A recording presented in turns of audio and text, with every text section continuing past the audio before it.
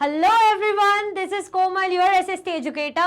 Welcome back to your favorite channel Magnet Brains. Magnet Brains आपको provide कराता है high quality education, वो भी बिल्कुल फ्री ऑफ कॉस्ट, किंडरगार्टन से लेके क्लास 12 तक की।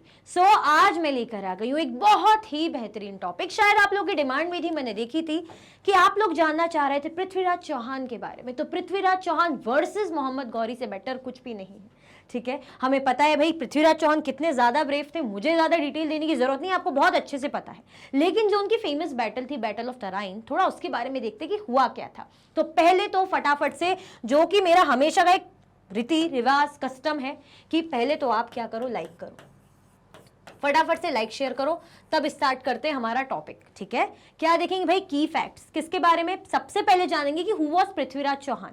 पहले ये तो पता चले जिनके बारे में हम पढ़ रहे हैं वो थे कौन। चलो, Prithviraj Chauhan third, also known as Prithviraj Chauhan, was born in 1166 and died in 1192। भाई कब इनका जन्म हुआ था? इनका जन्म हुआ था 1166 और इनकी डेथ हुई थी 1192 में, तब, है ना। He was a Rajput warrior king of the Chauhan clan of ruler। ये तो हमें पता है बहुत अच्छे से कि क्या थे, राजपूत वॉरियर थे, है ना, चौहान क्लैन के पृथ्वीराज चौहान, ठीक है। He established the strongest kingdom in Rajasthan. भाई बहुत ज्यादा पावरफुल, ब्रेव, वैलियंट जो है राजा थे ये, है ना। और बहुत ही अच्छा इन्होंने अपना जो है किंगडम स्थापित किया था, एस्टेब्लिश किया था, अच्छे पावरफुल थे, है ना। कहाँ पे? राजस्थान में।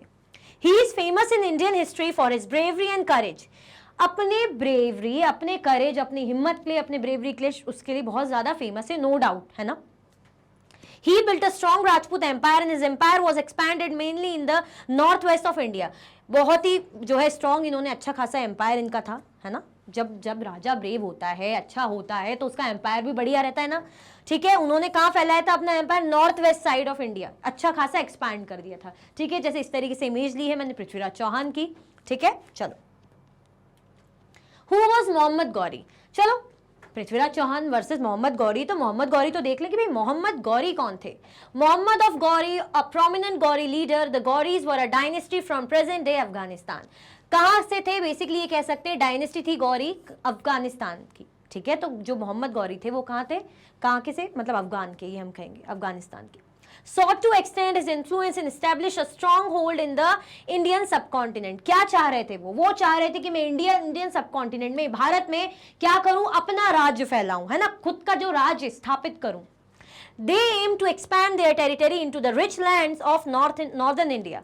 क्या एम था, क्या इनका जो एक होता ना एम्बिशन, क्या लक्ष्य था कि भाई मैं इंडिया के नॉर्थ इंडिया में, मतलब नॉर्थ साइड में क्या करूं, अपना एम्पायर स्टैब्लिश करूं, अपना किंगडम फैलाऊं, मतलब अपना रूल टेरिटरी बनाऊं, ठीक है। यही तो करते थे पहले, एक दूसरे की टेरिटरी छीनना, अपना एम्पायर और एक्सपैंड करते जाना और एक्सपैंड करते जाना।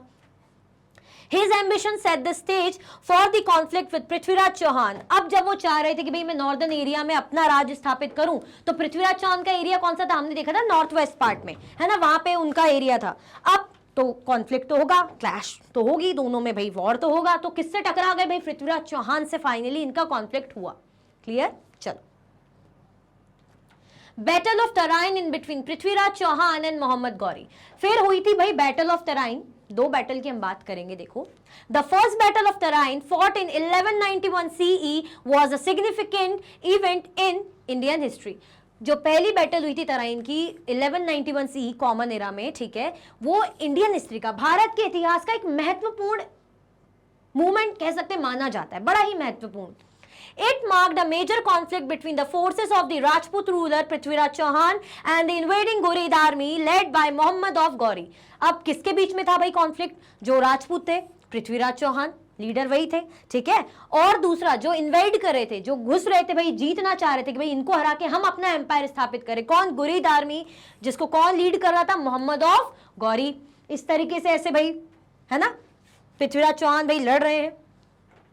This battle took place near the town of Tara in modern day Tarori in Haryana, India, and is considered an important movement in the medieval history of the Indian subcontinent। ये battle हुई कहाँ? Modern day इसको तरोरी बोलते हैं, हरियाणा में, यहाँ पे हुई, ठीक है। ये देखो कैसे गुरीद एम्पायर का बता रहे हैं कि गुरीद एम्पायर कैसे फैला हुआ है, इस तरीके से दिख रहा है। ये गुरीद एम्पायर यहाँ से नॉर्थन एरिया, यहाँ से नॉर्थ वेस्ट से सब इन्वेड करते थे हमारे इंडिया में। तो देखो इस तरीके से क्या कह रहे हैं, मॉडर्न डे तरोरी हरियाणा में हुई थी ये फाइट, और ये इंडियन सबकॉन्टिनेंट की मिडाइवल हिस्ट्री, मध्यकालीन इतिहास के टाइम की बहुत ही इंपॉर्टेंट बैटल मानी जाती है। The battles of Tarain, also known as the battles of Tarori, were fought in 1191 and 1192. जो तराइन की बैटल है, जिसको हम कह रहे हैं बैटल ऑफ तरोरी भी कहलाती है, कब लड़ी गई थी? 1191 और 1192 में। पहली battle, in the first battle of 1191 Prithviraj army defeated the Ghurid army. पहली बैटल में तो पृथ्वीराज चौहान की आर्मी ने आराम से जो है मोहम्मद गौरी को मतलब बढ़िया तरीके से हरा दिया, ठीक है।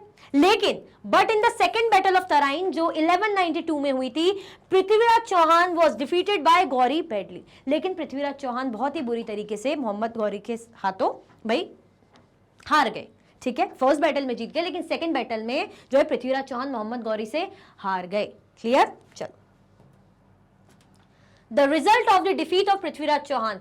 अब जो रिजल्ट थे, जब पृथ्वीराज चौहान हारे तो कुछ तो असर हुआ होगा, है ना। राजपूत एम्पायर था, बढ़िया सा किंगडम था। अब जब उनके राजा जो उस टाइम के ब्रेव थे, हमने बोला ना सिग्निफिकेंट एक चेंज था उस टाइम पे, इतिहास का बहुत ही बड़ा मूवमेंट था, वो बहुत इंपॉर्टेंट बैटल मानी जाती है, उसके कारण काफी चीजें बदली। तो जब पृथ्वीराज चौहान हार गए तो क्या असर हुआ? The defeat destroyed Rajput power for a time and India's Rajput regiment collapsed and never recovered. अब जब राजपूत के बड़े मतलब महान राजा पृथ्वीराज चौहान हार गए तो उससे क्या हुआ? जो इंडियन राजपूत रेजिमेंट है वो पूरी तरह से टूट गई, गिर गई और दोबारा से पावरफुल रिकवर नहीं हो पाई। देखो ये एरिया रूल जो करते थे, है ना, ये मेजर सिटी दिल्ली अजमेर, है ना, पृथ्वीराज चौहान का। After his death, Mohammad Ghori enslaved Hindus and destroyed the city and its temple. अब जब इनको हरा दिया पृथ्वीराज चौहान को उनकी डिफीट के बाद, तो मोहम्मद गौरी ने क्या करा? हिंदूज को भाई अपना दास बना लिया और जो भी टेम्पल्स वगैरह थे उनको डिस्ट्रॉय करा, खत्म कर दिया, तोड़ने लग गए। The defeat marked the beginning of Muslim rule in Delhi and North India, which eventually led to establishment of the Delhi Sultanate and the Mughal Empire. जो हार थी पहली जो राजपूत की, मतलब हम कहेंगे इनके हाथों, मोहम्मद गौरी के हाथों, तो इससे कह सकते हैं कि शुरुआत हुई थी मुस्लिम रूल की। उससे पहले कोई मुस्लिम रूल नहीं था, लेकिन शुरुआत जो है यहाँ से हुई, है ना। ये आए, मोहम्मद गौरी आए, उसके बाद फिर दिल्ली साइड, नॉर्थ इंडिया की साइड फिर धीरे धीरे कौन आने लग गए? धीरे धीरे हमने देखा दिल्ली सल्तनत बनी। क्या बनी? दिल्ली सल्तनत बन गई। दिल्ली सल्तनत के बाद फिर क्या हुआ था? मुगल एरा आया था, मुगल एम्पायर आया था, यानी मुस्लिम रूल इसके बाद से स्थापित होना इंडिया में शुरू हो गया था, ठीक है। उससे पहले ऐसा नहीं था, लेकिन जैसे ही पृथ्वीराज चौहान को हराया तो ये चीजें शुरू हो गई थी। पता है पृथ्वीराज चौहान के बारे में एक बहुत ही इंटरेस्टिंग बात बताती हूँ कि पृथ्वीराज चौहान को शब्द बेदी, जो ब्लाइंड आर्चरी बोलते हैं, उसका मतलब बहुत अच्छा नॉलेज था। मतलब अगर उनकी आंखों में पट्टी बांध दो तो अगर उनको आवाज सुना दो, कहीं शब्द बेदी बांध बोलते हैं, कहीं से आवाज आ जाए तो वहां सही निशाना मारते। मतलब ये इस टाइम पे टैलेंट होना बहुत बड़ी बात थी और उनको वो टैलेंट था।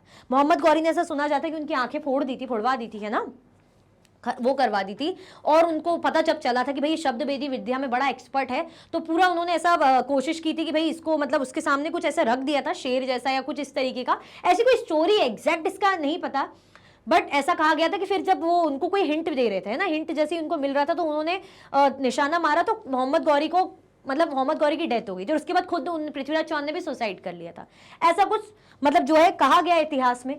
लेकिन हम बात करें कि पृथ्वीराज चौहान बहुत ही ब्रेव वॉरियर थे और इन्हीं की हार के बाद जो है मेजर चेंज आया था इंडियन सबकॉन्टिनेंट में, इंडियन सबकॉन्टिनेंट की मिडाइवल हिस्ट्री में।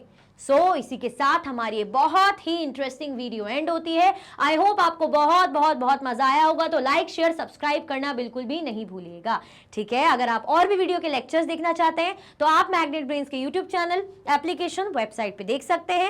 ई नोट्स और ई बुक्स की लिंक आपको डिस्क्रिप्शन बॉक्स में अवेलेबल है। ये सारे हाई क्वालिटी के कोर्सेज हैं जो कि 100% फ्री आपको अवेलेबल है। आप हमें अदर प्लेटफॉर्म पर भी फॉलो कर सकते हैं, फेसबुक, इंस्टाग्राम, एक्स, टेलीग्राम और व्हाट्सएप पे। ज्यादा से ज्यादा लाइक कीजिए, ज्यादा से ज्यादा शेयर कीजिए और चैनल को सब्सक्राइब करना बिल्कुल भी ना भूलें। अपना ख्याल रखें। Thank you so much for watching.